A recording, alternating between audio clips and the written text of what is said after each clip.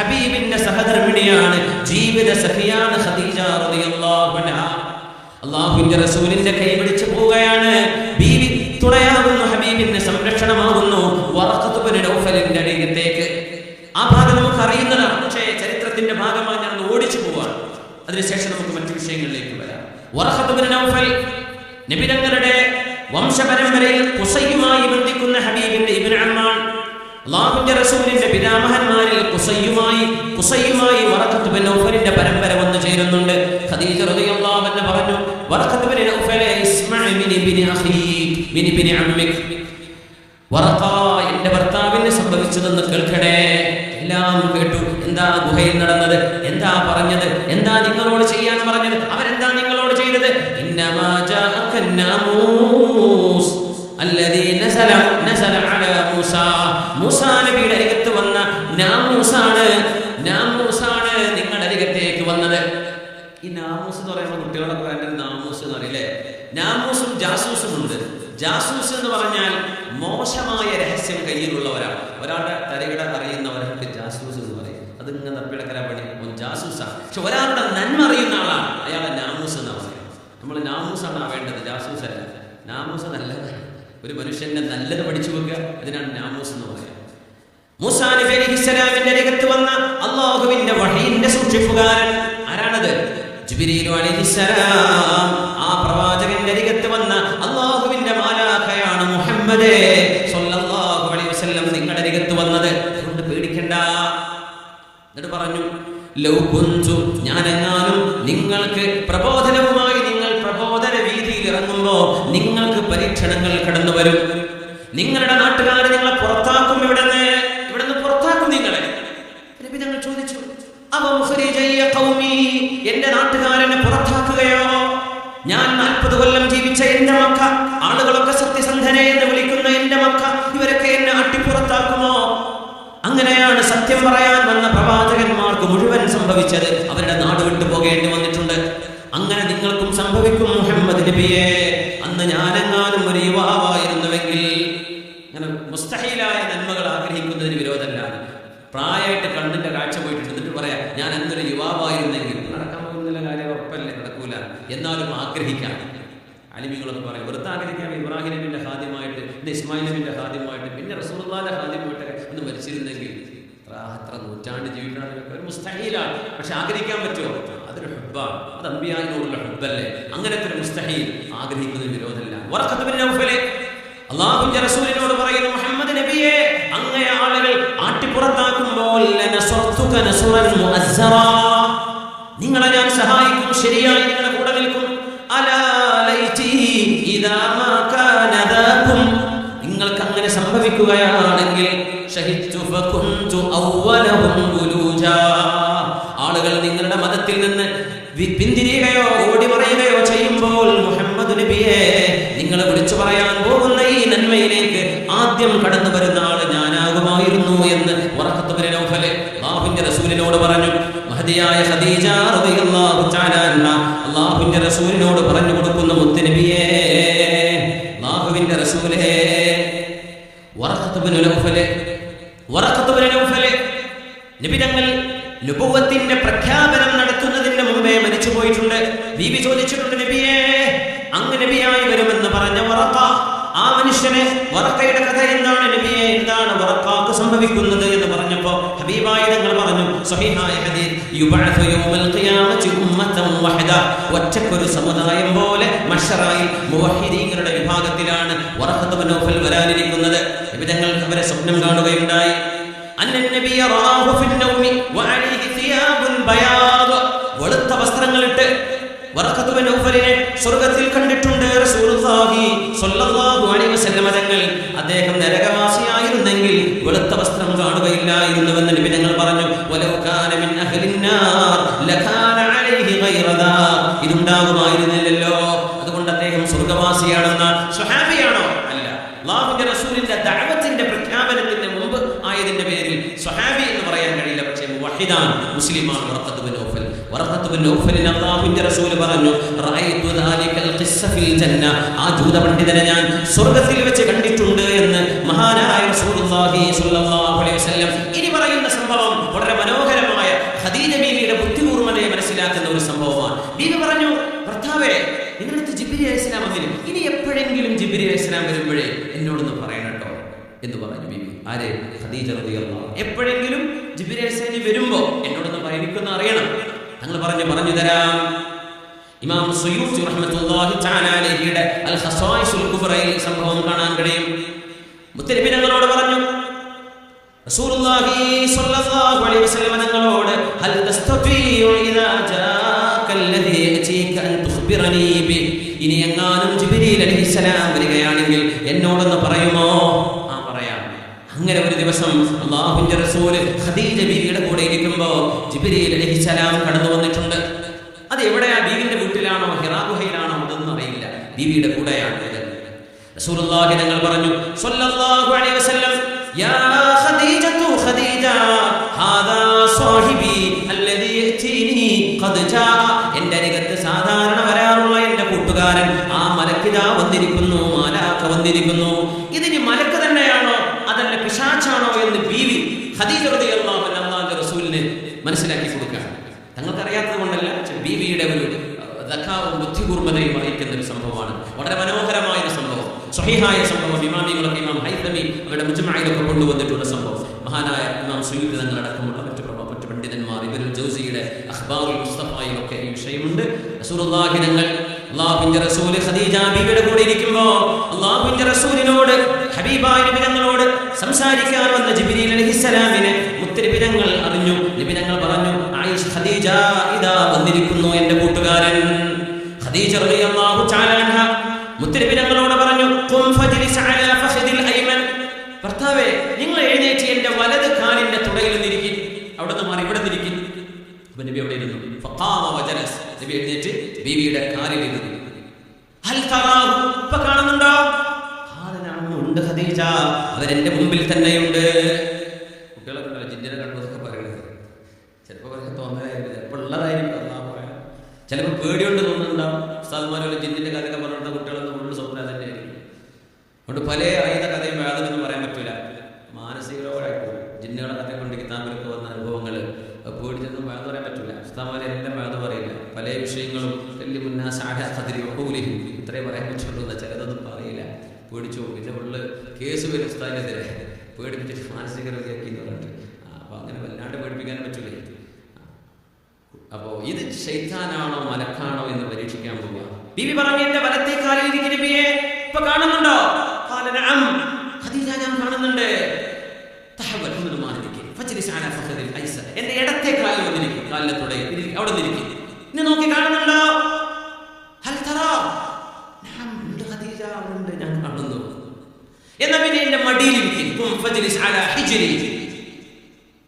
കാല് രണ്ടും ചേർത്ത് വെച്ച് അവിടെ ഇരുന്നു. ഭാര്യ ഭർത്താവല്ലേ, കുഴപ്പമില്ലല്ലോ. നബി തങ്ങൾ മടിയിലിരുന്നു. ബീബി ചോദിച്ചു, ഹൽ തറാ, ഇപ്പൊ കാണുന്നുണ്ടോ? ഉണ്ട് ഖദീജ, അവിടെ തന്നെ ഉണ്ട്, ദാ എന്റെ മുമ്പിലുണ്ട്. ഖദീജ റളിയല്ലാഹു അൻഹ പരീക്ഷിക്കാൻ പോകുന്നു, ഇത് മലക്കാണോ ശൈത്താനാണോ എന്നറിയാൻ. ഫഹസറത് വതറഹത് ഖിമാറഹ, ഖദീജ ബീബി റളിയല്ലാഹു അൻഹ മുഖമക്കന ധരിച്ചിട്ടുണ്ട്, ദേഹത്ത് വസ്ത്രമുണ്ട്, മുഖമക്കനയുണ്ട്. ബീബി റളിയല്ലാഹു അൻഹ മുഖമക്കന അഴിച്ചു വെച്ചു, തലമുടി പുറത്താണ്. ബീബി ചോദിച്ചു, ഹൽ തറാ, ഇപ്പൊ കാണുന്നുണ്ടോ? ഇല്ല ഖദീജ, ഇപ്പൊ കാണുന്നില്ല, ആള് പോയി, ഇപ്പൊ കാണുന്നില്ല. മുഖമക്കന അഴിച്ചു വെച്ചപ്പോ ജിബ്രീൽ അലൈഹിസ്സലാമിനെ കാണുന്നില്ല എന്ന് റസൂലുള്ളാഹി സ്വല്ലല്ലാഹു അലൈഹി വസല്ലം. ബീവി പറഞ്ഞു, വല്ലാഹി ഹാദാ മലക്കുൻ കരീം വമാ ഹുവ ബിശൈത്വാനിർ റജീം, ഇത് പരിശുദ്ധനായ മലക്കാണ്, ഇത് അഭിശപ്തനായ പിശാചല്ല, നിങ്ങളുടെ അരികത്ത് വരുന്ന കൂട്ടുകാരൻ പിശാചല്ല. നമ്മൾ പറയില്ലേ, ചില ആളുകളൊക്കെ ചില കാര്യങ്ങളൊക്കെ പറഞ്ഞാലേ കറക്റ്റാണ് എന്നാണ് പറയുന്നത്. അപ്പൊ നമുക്ക് പിന്നെ അത് ഔലിയപ്പാപ്പയാണ്. ഒരു മനുഷ്യൻ വലിയാണോ ഔലിയാണോ എന്ന് അറിയണമെങ്കിൽ ആ മനുഷ്യന്റെ ജീവിതം അള്ളാഹ് പറഞ്ഞ പോലെ ജീവിക്കണമെന്നോ എന്ന് ആദ്യം നോക്കേണ്ടത്. ഈ അത്ഭുതം പിശാചിന്റെ സഹായം കൊണ്ട് നടക്കും. ഒരിങ്ങനെ ശരിക്കും പോക്കറ്റിൽ നോക്കി. എൻ്റെ ഒരു സുഹൃത്ത് അനുഭവം പറഞ്ഞു, ജോർഡാനിലൂടെ നടക്കുമ്പോഴേ ഒരു മൊറോക്കോക്കാരൻ അവിടെ ഇങ്ങനെ അവർ വാഹനത്തില്ല, വണ്ടിയില്ല, ഒരു മൊറോക്കോക്കാരൻ, മഗ്‌രിബുകളൊക്കെ കുറെ സിഹർ ചെയ്യുന്ന മനുഷ്യന്മാരാണെന്ന്. ബംഗ്ലാദേശിലൊക്കെ ഈ പരിപാടി കുറച്ച് കൂടുതലാണ്. ഇന്തോനേഷ്യയിലും മലേഷ്യയിലും അത് പറയാനല്ല, കുറേ സാഹചര്യങ്ങൾക്ക് പോകല അസ്മാന്റെ പണിയെന്ന് പറഞ്ഞിട്ട് പച്ച സിഹർ ചെയ്യാൻ. എന്താണ് തുൽസമാസി, എന്താണ് അസ്മാഹി, എന്താണ് ഹലാൽ ഹറാം എന്ന് അറിയാത്തവരൊക്കെ ഉണ്ട്. ഇതിൽ വലിയ അപകടമാണ്. വൃത്തം കിട്ടുന്ന കാര്യം ശരി, വൃത്തം കിട്ടുന്ന സമ്പാദ്യമല്ലേ, വലിയ അപകടമാണ്. ഇതിൽ ശറ അനുവദിച്ചതും അനുവദിക്കാത്തതൊക്കെ ഉണ്ട്. ഇന്ന നബിയ്യൻ കാന മിനൽ അംബിയാഇ ഇന്ന നബിയ്യൻ മിനൽ അംബിയാഇ കാന യഖുത്തു. ഈ വരകളൊക്കെ വരക്കുന്ന ഒരു നബി ഉണ്ടായിരുന്നു. കള്ളിയൊക്കെ വരക്കൂലേ, ഫമൻ വാഫഖ ഖത്തുഹു ഫദാക. ആ നബി വരച്ച പോലെയൊക്കെ ആണെങ്കിൽ ആ വരക്ക് കുഴപ്പമില്ല, ഇല്ലെങ്കിൽ കുഴപ്പമാണ് എന്ന് നബി ഞങ്ങൾ പറയുന്ന ഹദീസാണ്. ഇതിന് ഉപോത്ബലകമായ അലിമികൾ പറയാം. എല്ലാം വരയൊന്നും ശരിയാവില്ല. അതെങ്ങനെ അറിയണമെന്ന് കഴിയുമ്പോ വേണം. ഇരിക്കട്ടെ. അപ്പൊ ഇത് പിശാചല്ല എന്ന് പറയാം. അപ്പൊ നേരത്തെ പറഞ്ഞ കഥ. അപ്പോ എന്റെ സുഹൃത്ത് അവര് ജോർഡാനിയാണ്, മൊറോക്കോക്കാരൻ. ഇവർ വാഹനം ഒരു സിഗ്നലിൽ നിർത്തിയപ്പോ ഒരു മിസ്കീനായ മനുഷ്യൻ പച്ചപ്പാവായിട്ട് ഞങ്ങളുടെ സിഗ്നലൊക്കെ നിർത്തുമ്പോൾ പത്രമൊക്കലൊക്കെ കുട വേണോ, വണ്ടി ഗ്ലാസ് നടക്കുന്ന സാധനം വേണമെന്നൊക്കെ പറഞ്ഞ ഒരു കച്ചവടം ഉണ്ടാവുമല്ലോ, വണ്ടി സ്റ്റാൾ എടുത്ത്. അപ്പൊ വന്നിട്ട് പറയാം, എന്തെങ്കിലും തരണേ, സഹായം വേണം. എൻ്റെ അടുത്തൊന്നും ഇല്ല എന്ന് പറഞ്ഞു. നിങ്ങളെ പോക്കറ്റിൽ ഇപ്പോ 150 ജോർഡാനി ദീനാറുണ്ടല്ലോ, പിന്നെ ഒരു 250 ദിർഹംസ് ഉണ്ടല്ലോ UAE-ന്റെ. അബ്ബേ പോക്കറ്റ് എടുത്ത് നോക്കുമ്പോൾ എണ്ണ കൃത്യമാണ്. ഇയാൾ പേടിച്ചിട്ട് കൊടുത്തു. ആ പറഞ്ഞ എണ്ണ കൃത്യമായിരുന്നു. ഇത് പ്രധാന വലിയായിട്ടാണോ? ആവണമെന്നില്ല, ചിലപ്പോൾ ആവാം. പിശാചിന്റെ കഴിവുണ്ടെങ്കിൽ, പിശാച്ച് കൂടെ ഉണ്ടെങ്കിൽ ഓർക്കതൊക്കെ തുറന്നു നോക്കാൻ പറ്റും. നമ്മളറിയാതെ അവർക്കറിയാൻ പറ്റും. മനസ്സിനുള്ളിലെ വിഷയങ്ങളൊക്കെ, രഹസ്യങ്ങളൊക്കെ പിശാച്ചിന് പറഞ്ഞു കൊടുക്കാൻ പറ്റും. ഒരു രഹസ്യം പറഞ്ഞു എന്നതുകൊണ്ട് ഒരാളെയും വലി എന്ന് പറഞ്ഞുകൂടാ. കറാമത്തുൽ വലി ദീനുഹു. ഒരു വലിയിന്റെ ഏറ്റവും വലിയ കറാമത്ത് ആ വലിയിന്റെ ദീനാണ്. ഇതാണ് ശറഈന്റെ കാഴ്ചപ്പാട്. ചില രഹസ്യങ്ങൾ ഉണ്ടാകാം, അത് അല്ലാഹുവിന്റെ അടുത്തുള്ള വിഷയമാണ്. എതിർക്കാനും പോണ്ട, കൂടാനും പോണ്ട, അത്രേ പറ്റുള്ളൂ. പിശാചാണോ അല്ലയോ? ബീവി പറഞ്ഞു, അല്ലാഹുവിന്റെ റസൂലേ, മുഹമ്മദ് നബിയേ, എന്റെ തലമുടി കണ്ടപ്പോൾ വേണ്ടെന്നും എന്റെ തലമുടി ഞാൻ കാണിച്ചപ്പോൾ ഇവിടുന്ന് അപ്രത്യക്ഷനായിരിക്കുന്ന ആള് ഇന്നമാ ഹാദാ വല്ലാഹി ഹാദാ മലക്കുൻ കരീം. ഒരു പിശാചാണെങ്കിൽ അവിടെ ഉണ്ടാകും, പിശാച് അവിടെ ഉണ്ടാകും. നഗ്നതയുള്ളിടത്ത് പിശാചുണ്ടാകും, നഗ്നത കാണുന്നിടത്ത് പിശാചുണ്ടാകും. മൊബൈൽ ഫോണുകളിൽ നഗ്നത കൊണ്ട് നടക്കുന്നവരറിയണേ, അള്ളാഹുവിന്റെ ശത്രുക്കൾ, അള്ളാഹുവിന്റെ ദീനിന്റെ ശത്രുക്കള്, മനുഷ്യരുടെ ശത്രുക്കള്. അതല്ലേ ഖുർആൻ പറഞ്ഞത്, ഇന്ന ശൈത്വാന അദുവ്വുൻ ലക്കും. ആ പിശാചുക്കളുടെ ഒരു ഹെഡ്ക്വാർട്ടേഴ്സ് ആയിരിക്കും പലരുടെയും മൊബൈൽ ഫോൺ, സ്മാർട്ട് ഫോണുകളൊക്കെ. പിശാചുക്കൾ കൂടുതലായിട്ട് താമസിക്കുന്ന 5 സ്റ്റാർ ഹോട്ടലായിരിക്കും ചിലരുടെ മൊബൈൽ. അള്ളാഹു കാത്തിരക്ഷിക്കട്ടെ. നഗ്നതയുണ്ടോ? പിശാച് അവിടെ ഉണ്ടാവുന്നത്. ഖദീജ റളിയല്ലാഹു അൻഹ തന്നെ ഈ സംഭവം വിവരിക്കുന്ന മറ്റൊരു ഭാഗത്ത്, അള്ളാഹുവിന്റെ റസൂലിന്റെ മുമ്പിൽ ഞാൻ എന്റെ തലമുടി കാണിച്ചുകൊണ്ട് എന്റെ മുഖമക്കര താഴെ വെച്ചിട്ട് ചോദിച്ചു, നിങ്ങളോട് ഇഖ്റ പഠിപ്പിക്കാൻ വന്ന ആൾ ഇപ്പോണ്ടോ? കാണുന്നില്ല. പിന്നെ ബീവി റളിയല്ലാഹു അൻഹ അള്ളാഹുവിന്റെ റസൂലിനോട് ബീവി റളിയല്ലാഹു അൻഹയുടെ ശരീരത്തിനോട് ചേർന്ന് നിൽക്കുന്ന വസ്ത്രം, ആ വസ്ത്രത്തിന്റെ ഉള്ളിലേക്ക് തലവെക്കാൻ പറഞ്ഞു. എന്നിട്ട് നോക്കാൻ പറഞ്ഞു. ഖദീജ ബീവിയുടെ ഒരു കുപ്പായുണ്ടെന്ന് വിചാരിക്കുക, ലൂസുണ്ട്. നബി തങ്ങളോട് പറഞ്ഞു, ദേഹത്തെ ബീവിയുടെ ശരീരത്തിലേക്ക് നബി തങ്ങളുടെ തല ചേർന്ന് വെക്കുന്ന രീതിയിൽ ബീവിയുടെ ശരീരത്തോട് ചേർന്ന് നിൽക്കുന്ന വസ്ത്രം പൊക്കിയിട്ട് അതിന്റെ ഉള്ളിൽ ഹബീബിന്റെ തല വെച്ചിട്ട് പറഞ്ഞു, ഒന്ന് നോക്കൂ, ഇപ്പൊ കാണുന്നുണ്ടോ? ഹൽ തറാഹു? ലാ, ഞാൻ കാണുന്നില്ല. അദ്ഖിൽ റഅസക തഹ്ത ദിർഇ ഫഅദ്ഖലഹു. അല്ലാഹുവിന്റെ റസൂൽ തല വെച്ച് നോക്കിയിട്ട് ചോദിച്ചു, കാണുന്നുണ്ടോ? ദഹബ അന്നി, അവൻ എന്നെ വിട്ടു പോയി കളഞ്ഞു ഖദീജ, ഇവിടെയൊന്നും കാണുന്നില്ല, ആള് പോയിട്ടുണ്ട്. ഖദീജ റളിയല്ലാഹു അൻഹ മറുപടി കൊടുത്തു, അബ്ശിർ ലൗ കാന ശൈത്വാനൻ മസ്തഹിയാ.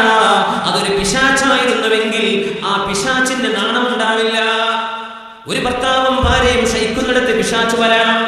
അതുകൊണ്ടാണ് നബി തങ്ങൾ പറഞ്ഞത്, ഭാര്യ ഭർത്താക്കന്മാർ അവരുടെ ശാരീരിക ബന്ധത്തിൽ ഏർപ്പെടുമ്പോൾ ചൊല്ലേണമേ ബിസ്മില്ലാഹി അല്ലാഹുമ്മ ജന്നിബിന ശൈത്വാൻ വജന്നിബിശ് ശൈത്വാന മാ റസഖ്തനാ. അത് ചൊല്ലിയാൽ അതിലൂടെ അവർക്ക് ലഭിക്കുന്ന മക്കൾ സ്വാലിഹീങ്ങളായിരിക്കും, അവരെ പിശാച് ഉപദ്രവിക്കുകയില്ലെന്ന് ഹബീബുനാ റസൂലുള്ളാഹി സ്വല്ലല്ലാഹു അലൈഹി വസല്ലം. കാരണം മനുഷ്യന്റെ നഗ്നത കാണുന്ന നേരമാണത്. നമ്മൾ ഡ്രസ്സ് മാറണം റൂമില്, അപ്പൊ ചിലപ്പോൾ വസ്ത്രം അഴിക്കേണ്ടി വരും, പുതിയ വസ്ത്രം ഇടുക. അങ്ങനെയാണെങ്കിൽ ബിസ്മില്ലാഹി എന്ന നാമം ഉച്ചരിച്ചതിന് ശേഷമാണ് പെട്ടെന്ന് വസ്ത്രം അഴിക്കുകയും പെട്ടെന്ന് വസ്ത്രം ഇടുകയും ചെയ്യണം. ആ ബിസ്മില്ലാ എന്നവിടെ പറഞ്ഞില്ലെങ്കിൽ പിശാചുക്കളുടെ നോട്ടം അവിടെ വരുമെന്ന് മഹാന്മാരായ പണ്ഡിതന്മാർ ഹദീസിന്റെ പിൻബലത്തിൽ നമ്മൾ പഠിപ്പിക്കുന്നുണ്ട്. ബിസ്മില്ലാഹിർ റഹ്മാനിർ റഹീം എന്ന് ചൊല്ലിയിട്ടേ നമ്മുടെ നഗ്നത കാണിക്കാൻ പാടുള്ളത്. നഗ്നത കാണിക്കാനുള്ള പെർമിഷൻ അല്ല, പിശാച് വരാതിരിക്കാൻ ഒരു പ്രൊട്ടക്ഷൻ വേണം. നമ്മൾ ബാത്റൂം കയറുമ്പോൾ എന്താ ചൊല്ലേണ്ടത്?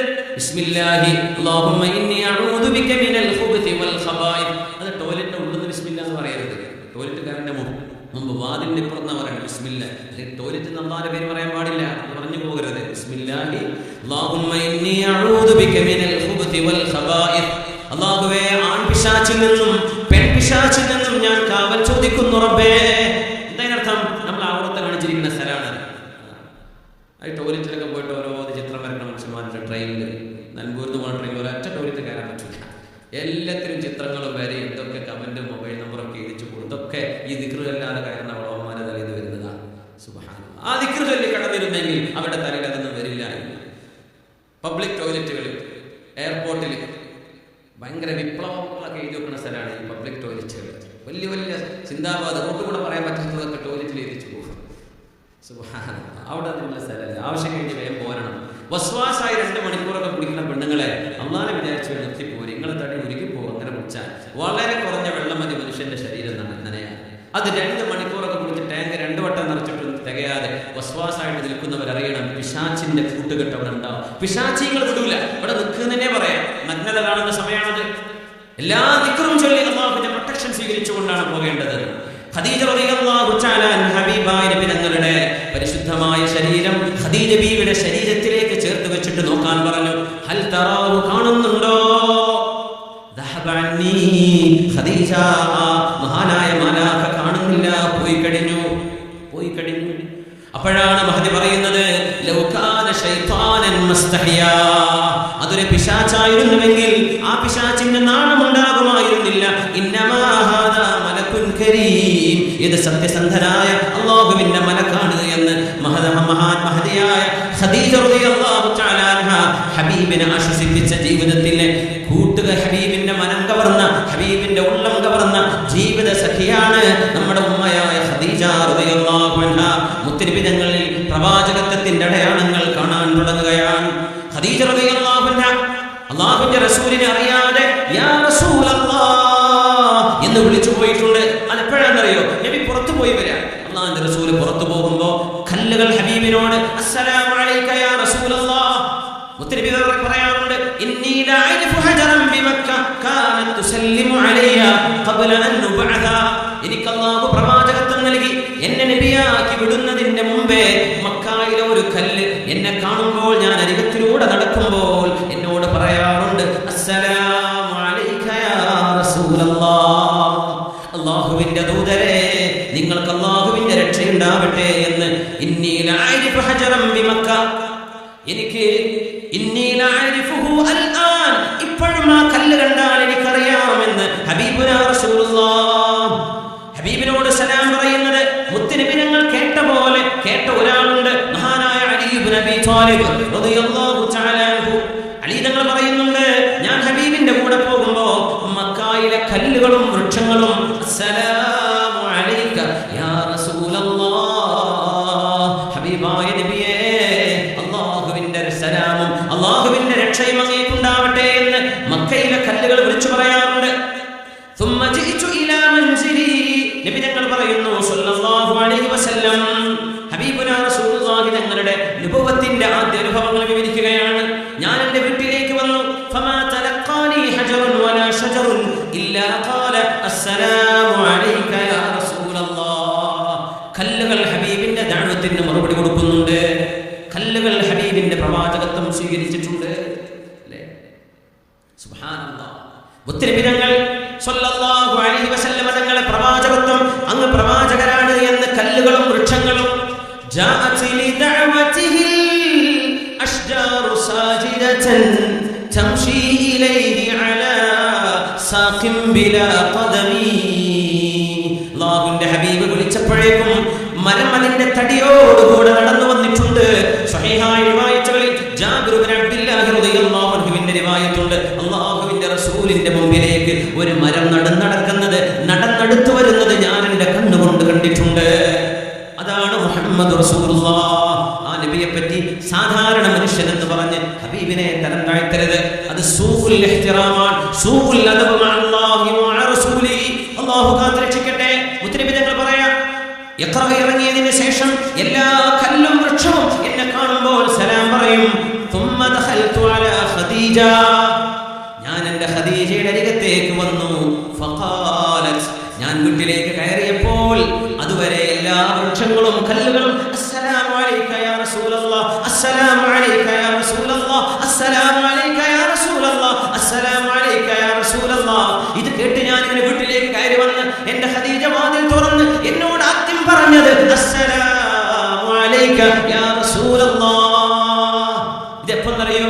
സൂറത്തുൽ മുദ്ദത്തിർ ഇറങ്ങുന്നതിന് മുമ്പ് അല്ലാഹുവിന്റെ റസൂലിനോട് ഖും ഫഅൻദിർ, നബിയെ ദഅവത്ത് ചെയ്യണം, ജനങ്ങളോട് പ്രഖ്യാപിക്കണം, സത്യം തുറന്നു പറയണം എന്ന അല്ലാഹുവിന്റെ പ്രഖ്യാപനം വരുന്നതിന്റെ മുമ്പ് നബിയാണ് എന്ന് അല്ലാഹുവിന്റെ ഹബീബിന്റെ നുബുവത്ത് സ്ഥിരീകരിച്ചുകൊണ്ട് നബി ഞങ്ങൾക്ക് ദഅവത്തിന്റെ നിർദ്ദേശം നൽകിക്കൊണ്ട് അല്ലാഹു തആല ഉത്തരവിറക്കുന്നതിന്റെ മുമ്പ് തന്നെ ബീവിയുടെ നാവിലൂടെ ആദ്യമായി ഒരു മനുഷ്യൻ ഹബീബിനെ യാ റസൂലല്ലാഹ് എന്ന് വിളിച്ചതും നമ്മുടെ ഉമ്മയായ ഖദീജ റളിയല്ലാഹു അൻഹാ. ഈ മഹദിയാണ്. ഒക്കെ പോരെ ഖദീജ ബീവിയുടെ മഹത്വം. കുറച്ചും കൂടെ പറയണല്ലേ? ഒന്ന് എഴുതിയിട്ട് നമ്മളെ കയ്യൊക്കെ ഒന്ന് വരച്ച് എണീച്ചെന്നാൽ തണുപ്പൊക്കെ ഒന്ന് പോകുമെന്നൊരു തോന്നൽ. ഒന്ന് എണീറ്റ് എണീക്കാൻ പ്രയാസമല്ല ശേഖരം. ആ കയ്യൊന്ന് പൊക്കി നോക്കി ചെറിയൊരു എക്സസൈസ് അത് ഇങ്ങനെ പൊക്കി മടക്കി നിർത്തിയാൽ നല്ല റാഹത്താണ്. നോക്കി ഇനി റാഹത്ത് വേണ്ടാന്ന് തോന്നുന്ന ഒരു പൊക്കമാണ്. അങ്ങനെ റാഹത്ത് വേണ്ടാന്ന് തോന്നുന്ന കാലൊക്കെ ഒന്ന് കുടഞ്ഞു നോക്കി തണുപ്പിലൊക്കെ ആ ബ്ലഡ് സർക്കുലേഷൻ ഒക്കെ ഒന്ന് ശരിയായില്ല. കൈ ഇങ്ങനെ ശരിക്കും വരുതിയാ നല്ല രസം ഉണ്ടാക്കി തണുപ്പ്. ഒന്ന് വരുത്തിരിക്കുന്ന ചൂടിൽ ആ കേൾക്കട്ടെ സൗണ്ടൊക്കെ വരട്ടെ. ആ ചെറ്റിക്കണ വരുതി നല്ല രസം ഉണ്ടാവും. ചെറ്റിക്കണ വരുതിയിട്ട് നേരെ കണ്ണുമെന്ന് വെക്കുക. ഒരു 2 പ്രാവശ്യം ചെയ്ത് നോക്കി. എന്താ ഒച്ചൊന്നുമില്ലല്ലോ. എന്താ മാഷാ. അപ്പോ ഒരു സ്വലാത്തും ചൊല്ലില്ലേ ഇരിക്കേണ്ട മുമ്പ്? സ്വല്ലു അലൻ നബി മുഹമ്മദിൻ വആലി അല്ലാഹുമ്മ സ്വല്ലി അലാ സയ്യിദിനാ മുഹമ്മദിൻ വഅലാ ആലി സയ്യിദിനാ മുഹമ്മദിൻ വബാരിക് വസല്ലിം അലൈഹി. ഒന്നുറക്കെ ചൊല്ലു അല്ലാഹുമ്മ സ്വല്ലി അലാ സയ്യിദിനാ മുഹമ്മദിൻ വഅലാ ആലി സയ്യിദിനാ മുഹമ്മദിൻ വബാരിക് വസല്ലിം അലൈഹി. اللهم صل على سيدنا محمد وعلى آل سيدنا محمد وبارك وسلم عليه. جزاكم الله خيرا. ما شاء الله. വളരെ വൈകാതെ തന്നെ കുറച്ചുകൂടെ കാര്യങ്ങൾ തിരക്ക് തോന്നുന്നത് നിങ്ങൾ പോയിക്കോളി. മാഷാ അല്ലാഹ് ഉണ്ടാവും. തിരക്കുണ്ട് പോയിക്കോളി. പ്രയാസമില്ല. സമ്മതത്തിൻ്റെ ആവശ്യമില്ലല്ലോ. സമ്മതത്തിനല്ലല്ലോ നമ്മൾ വന്നത്. നിങ്ങളായിട്ട് വന്നതാ ശരിയാണ്. ആപ്സയായ നിങ്ങളെൻ്റെ വന്ന് നോക്കേണ്ട പോയാലൊന്നും കുഴപ്പമില്ല. എൻ്റെ തണുപ്പ് ചിലവ് സഹിക്കാൻ പറ്റില്ല. ഞാൻ എനിക്ക് കുറച്ച് ചൂടിലാണ്. എനിക്ക് ഭയങ്കര ചൂടാണ്. എനിക്ക് തണുപ്പ് ഇഷ്ടമാണ്. അപ്പോൾ നമ്മളെ കൂടെ ഒരു വയനാടൊക്കെ പരിപാടിക്ക് പച്ചലൊക്കെ ഓടി വണ്ടി പോയി കയറിയിരിക്കും തണുത്തിട്ട്. 4 ജമ്പറൊക്കെ ഇട്ട് വരുന്നവരൊക്കെ ഉണ്ടാവും. നമുക്കങ്ങനെ തോന്നാറില്ല. ശരീരം ചൂടുള്ളവരുണ്ടാവില്ല. അപ്പോൾ വിൻ്റെത് നോക്കണ്ട. നിങ്ങൾ എന്ത് ചെയ്യുക? തണുപ്പ് തോന്നുകയാണെങ്കിൽ എല്ലാം കൂടെ സലാം പറഞ്ഞാൽ പോയിക്കോളി. കുഴപ്പമില്ല. അടുത്തുള്ളവർക്ക് സലാം പറഞ്ഞാൽ അൽഹംദുലില്ലാഹ്. ഒന്നും പ്രയാസമില്ല. ഞാൻ വിരോധമില്ല എന്നങ്ങനെ പറയണം. എന്താണെന്നറിയില്ല. ചിലർക്ക് എങ്ങനെയാണ് ഇറങ്ങിപ്പോകാൻ മുമ്പ് നിങ്ങൾ പോകും. പിന്നെ മൂലേറ്റ വിളിച്ചാലോ എവിടെക്കടാ പോകുന്നതൊക്കെ ചോദിച്ചാൽ അതൊന്നും ഞാൻ ചോദിക്കില്ല. ഒരാളോട് ചോദിക്കില്ല. നിങ്ങളെ ഇഷ്ടം മൂത്രയ്ക്കാൻ മുട്ടുള്ളവരുണ്ടാവും, തിരക്കുള്ളവരുണ്ടാവും. അൽഹംദുലില്ലാഹ്. നിങ്ങൾ നിൽക്കുകയാണെങ്കിൽ നമുക്ക് കുറച്ചും കൂടെ പറയാം. നിൽക്കന്നെയാണോ? ഇൻഷാ അല്ലാഹ്. നിർത്താൻ മതിയുള്ള കൈ പൊക്കിയട്ടെ. ഞാൻ അങ്ങനെ പറഞ്ഞപ്പോൾ ഒരാൾ കൈ പൊക്കിയത്. അപ്പൊ കാര്യത്തിൽ ഞാൻ ചോദിക്കുന്ന കാര്യത്തിൽ പൊക്കിയത് ആ അവസ്ഥ നിങ്ങൾ ഇങ്ങനെ ഇടങ്ങാറാണ് കണ്ടിട്ട് വിഷമായിട്ട്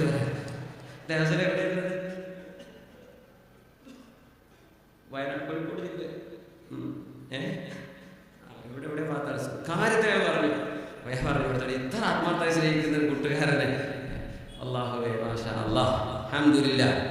അൽഹംദുലില്ലാഹ്. റസൂലുള്ളാഹി സ്വല്ലല്ലാഹു അലൈഹി വസല്ലം തങ്ങളോട് ആദ്യമായി അസ്സലാമു അലൈക യാ റസൂലല്ലാഹ് എന്ന് കല്ലുകളും വൃക്ഷങ്ങളും ഹബീബിനോട് പറഞ്ഞ പോലെ അല്ലാഹുവിന്റെ റസൂലിനെ ഹബീബ് നബിയാണ് എന്ന് ഹബീബായ തങ്ങളോട് മുഖത്ത് നോക്കി പറഞ്ഞ് ഇത് വന്നത് മലക്ക് തന്നെയാണ് നബിയെ, പിശാചല്ല എന്ന് അല്ലാഹുവിന്റെ ഹബീബിനെ ബോധ്യപ്പെടുത്തി കൊടുത്ത മഹദിയാണ് ഉമ്മുനാ ഉമ്മുൽ മുഅ്മിനീൻ ഖദീജത്തുൽ കുബ്റാ റളിയല്ലാഹു തആല അൻഹാ. റസൂലുള്ളാഹി സ്വല്ലല്ലാഹു അലൈഹി വസല്ലം തങ്ങളുടെ ഈ മഹദിയായ ബീവിക്ക് അല്ലാഹു നൽകിയ ഒരു മഹത്വമുണ്ട്.